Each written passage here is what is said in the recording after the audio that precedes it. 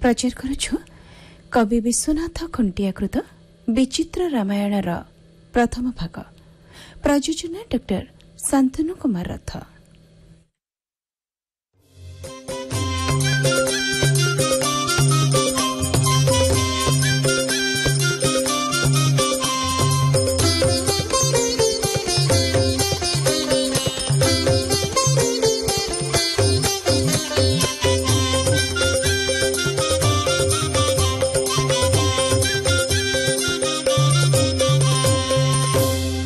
विश्वनाथ खुंटियांक विचित्र रामायण एक बहुजनादृत काव्य।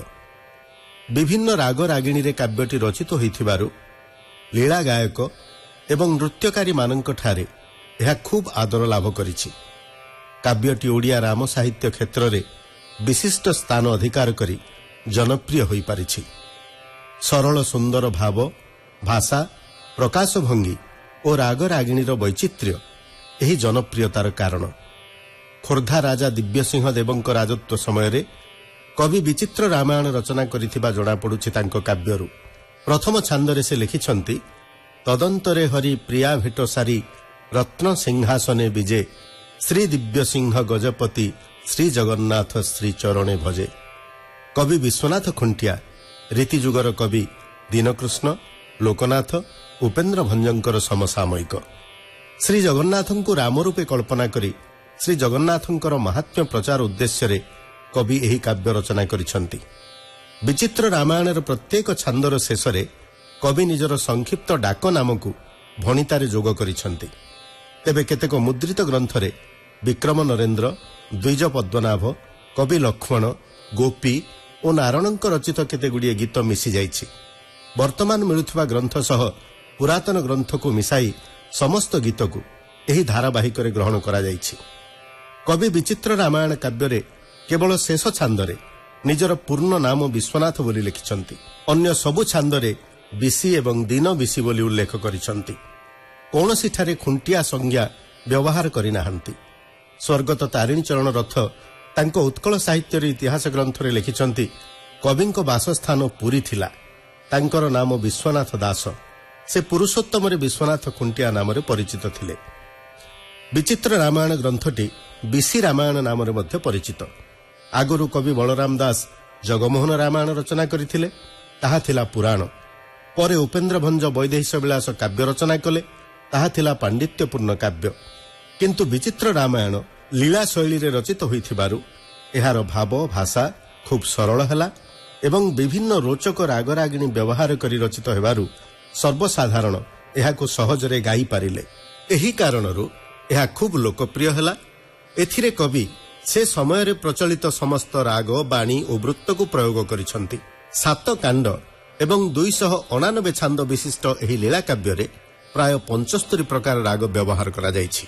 सप्तदश अष्टादश शताब्दीर एही लोकप्रिय रचना जनस्मृतिर अंतराल को चली जिबाकु बसिथिला बेले ताकु लोकंकर कर्ण रसायन करिवा पई आकाशवाणी कटक केन्द्रर ए प्रयास प्रति प्रभु श्रीराम कृपा करंतु एवं एहा आमर श्रोतांकर अपार आनंद विधान करू। प्रभुंक ठारे एही प्रार्थना सह आपण मानंकु भेटी दउछु एही बहुमूल्य कृति विचित्र रामायणर संगीतमय रूप। काव्यारंभरे कवि मंगलाचरण रे इष्टदेव श्री जगन्नाथंक स्तुति सह काव्यर निर्विघ्न समाप्ति पाई विघ्न विनाशक श्री गणेशंकु प्रार्थना करिसंती। एइठी आरंभ हेउछि काव्यर आद्यकांड।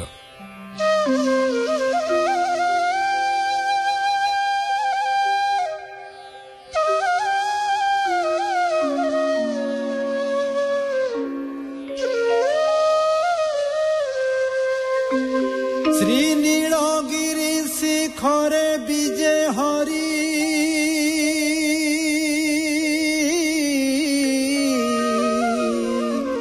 द्वादश यात्रा विनोदे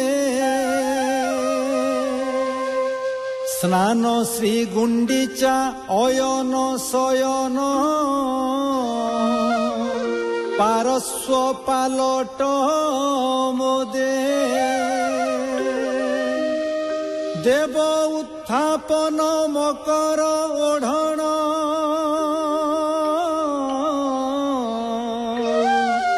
दोल दमन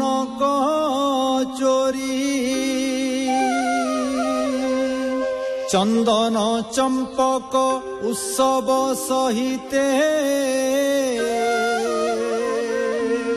ए विधि लीला चरी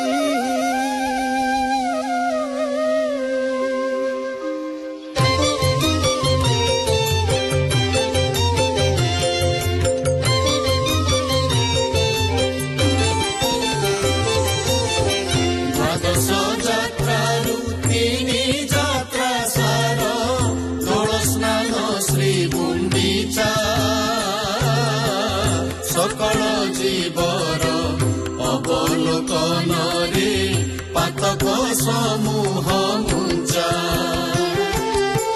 श्री जगन्नाथ चढ़िल नंदी घोष गुंडीचा घरे विजय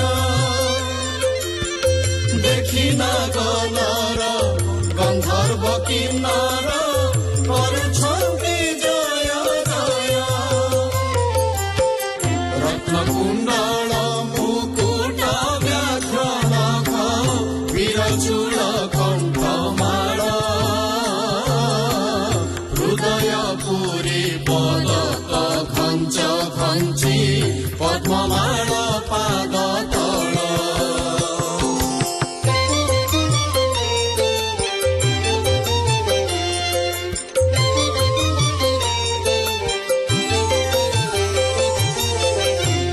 श्री पयरे हेम जे भुजरे सोहे हेम धनुर्बाण जीवन दक्षिण मूर्ति दर्शन को ताकि थांती विभीषण सिंह करे हरि रथरु विजय करन्ते कमल भेट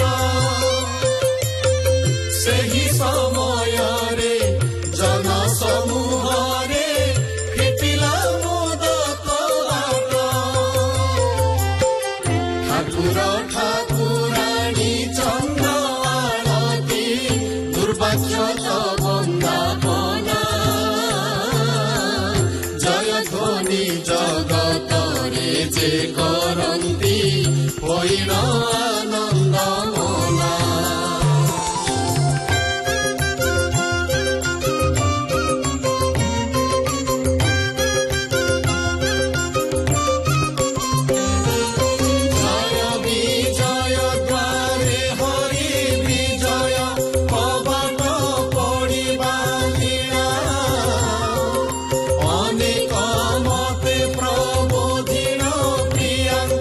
କହିଲେ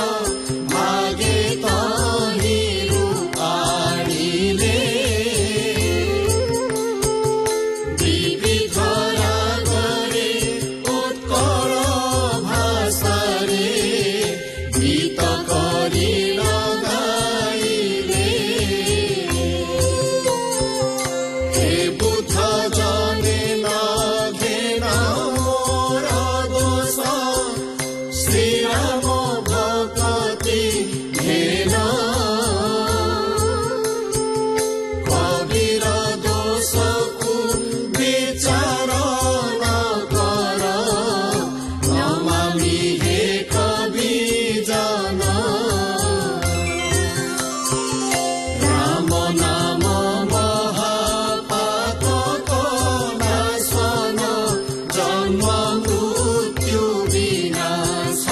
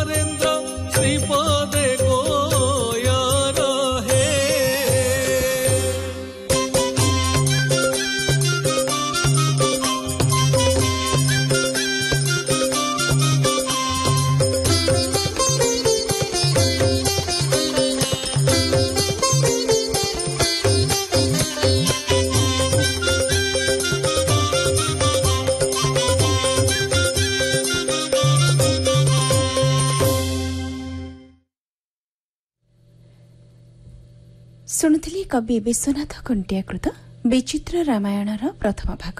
ଏ ଭାଗରେ କଣ୍ଠଦାନ କରିଥିଲେ ଦୁଃଖୀଶ୍ୟାମ ତ୍ରିପାଠୀ, ବିନୋଦ ବିହାରୀ ପଣ୍ଡା, ବିଜୟ କୁମାର ଜେନା, ତୃପ୍ତି ଦାସ ଏବଂ ମହାପାତ୍ର ମିନତୀ ଭଞ୍ଜ।